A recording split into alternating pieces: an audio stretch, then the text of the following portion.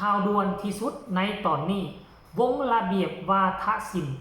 ได้ตัดต่อขึ้นรูปภาพน้องอาอายและก็กับพอดกพงศกรเป็นทีเรียบร้อยแล้วในงานรับเชิญมือปิดฤดูกาลของวงระเบียบวาทศิลป์นั่นเองกับทักทายสวัสดี FC ทุกทาน FC ทุกคนมาพบมาพ่อกับค่อยเจบอลาวอีกแล้วคลิปนี้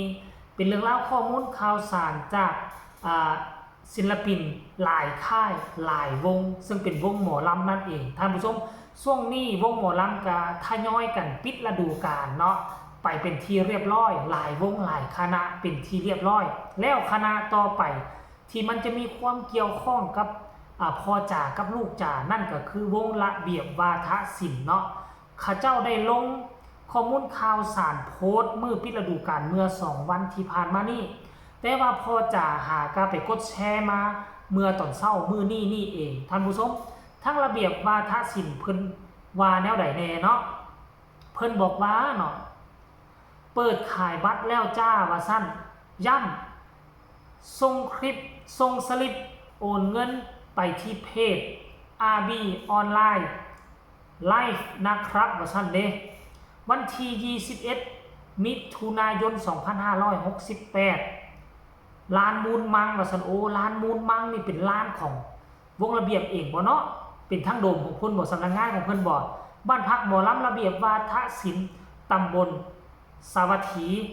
อำเภอเมืองจังหวัดขอนแก่นโอ้อยู่ขอนแก่นเนาะราคาบัตรเพียงแต่100 บาทว่าซั่นวิธีการโอนเงิน1โอนเงินเข้าบัญชี100 บาทกสิกรไทยตึ๊ดอันนี้บ่อ่านเลยเนาะท่านผู้ชมจะมาเบิ่งนี่รูปนี่เห็นบ่ทางด้านนี้ก็จะเป็นทีมงานของระเบียบวาทศิลป์ทางด้านนี้คือแขกรับเชิญเด้อเดี๋ยวเจวลาสิสิอ่านชูฟังคอนเสิร์ตปิดฤดูกาลระเบียบวาทศิลป์ว่าซั่น21 มิถุนายนร้านมูลมังเนาะบ้านพักระเบียบวาทศิลป์ศิลปินรับเชิญก็มีแอนอรดีบอยซีรีไซต่อมากับนกพงศกรต่อมากับอาอายสกุลนพรต่อมากับจักรพันธ์ลำเพลินอันนี้บ่ฮู้ว่าอยู่ในวงใดเนาะหรือเป็นศิลปินอิสระแมนจักรพันธ์2 คนนี่บ่แม่นพี่เป็นน้องกันบ่แขกรับเชิญพิเศษว่าซั่นมีแขกรับเชิญพิเศษคือ4ท่าน4 คนหนึ่งในหั่นก็มีน้องอาอายสกุลนพรเนาะและเป็นอย่างวงนี้จึงเชิญศิลปินอยู่วงอื่นไปรวมหลายแค่และโดยเฉพาะคือวงใจเกินร้อยและวงเสียงวิหกเป็นเพราะอีหยังเดี๋ยวเจบ่าวจะไปเล่าสู่ฟังวงระเบียบวาทศิลป์คือวงเก่าวงแก่วงกกวงเข้าของวงหมอลำน้องใหม่อยู่ทั่วฟ้าเมืองไทยหลายวงและ1ในนั้นและ2ในนั้นก็คือวงใจเกินร้อยแล้วก็วงเสียงวิหกบอยซีรีไซอาจจะเป็นรุ่นพี่รุ่นอ้ายของนกพงศกรแต่ช่วงนกพงศกรยังเข้าไปอยู่ก็มีโอกาสได้พบปะมีโอกาสได้เป็นเพื่อนร่วมงานกับบอยซีรีไซอยู่หลังจากนั้นบอยซีรีไซก็ได้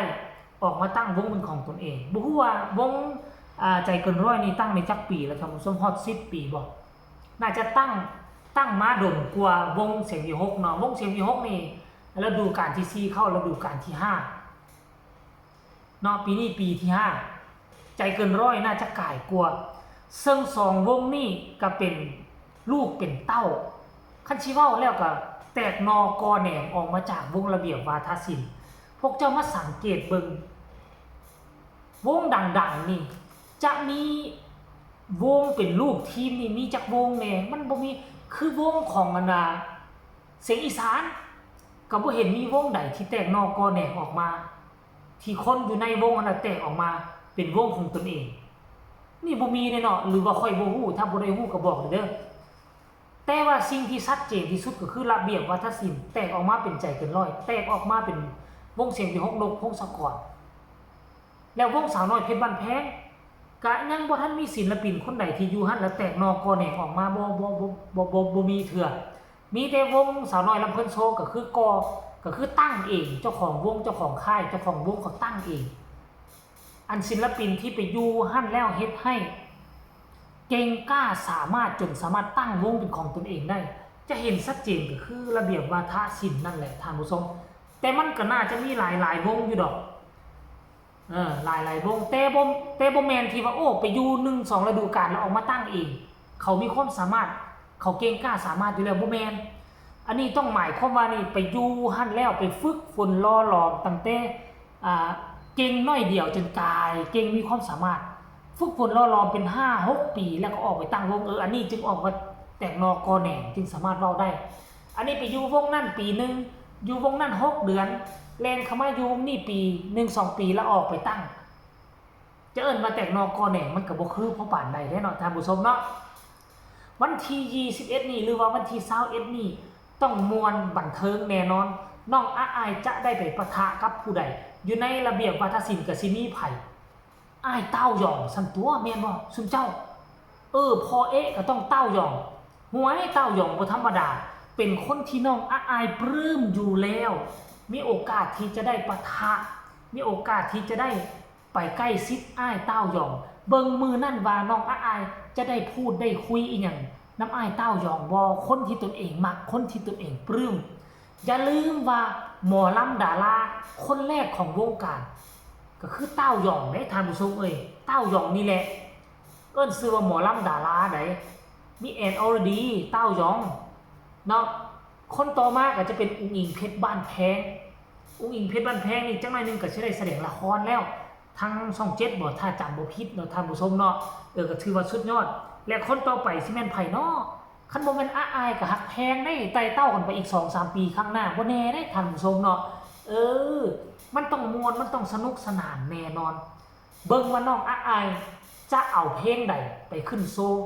เนาะจะไปโชว์ลีลาการแสดงออกมาดีซ้ำใดให้พวกเฮาติดตามกันอย่างใกล้ชิดในวันที่21นี้แล้วค่อยก็เชื่อว่าทั้งเสียงที่6เขาก็ต้องถ่ายคลิปถ่ายอย่างต่างๆให้พวกเขาได้เบิ่งได้ชมแน่นอนแล้วเจบอลาวก็อาจจะไล่สดติดตามการเคลื่อนไหวในมือนั้นเนาะคลิปนี้เอามาฝากเอามาต้อนเอามาบอกเอามากล่าวบรรดา FC เสียงวิหก FC น้องอาอายเอาไว้เพียงซัมนี่เนาะพบกันใหม่ในคลิปหน้าฝากทุกคนกดไลค์กดแชร์กดติดตามให้แน่เพื่อจะบ่พลาดในคลิปต่อไปที่สำคัญอย่ากดข้ามโฆษณาใครมีคำตำหนิติชมคำคิดคำเห็นคือแนวใดขอความกรุณาส่งข่าวมาหาเจบอลาวได้ช่องของเจบอลาวจะดีจะเด่นจะดังมันก็ขึ้นกับคำตำหนิติชมของบรรดา FC แฟนคลับถ้าฮักกันก็ต้องตำหนิติชมเจบอลาวจะบ่เครียดบ่ขมจะยอมปรับปรุงแก้ไขเพื่อให้การชมคลิปของพวกเจ้ามีอรรถรสและสนุกสนานขึ้นกว่าเก่าสำหรับคลิปนี้ขอกล่าวคำว่าสบายดี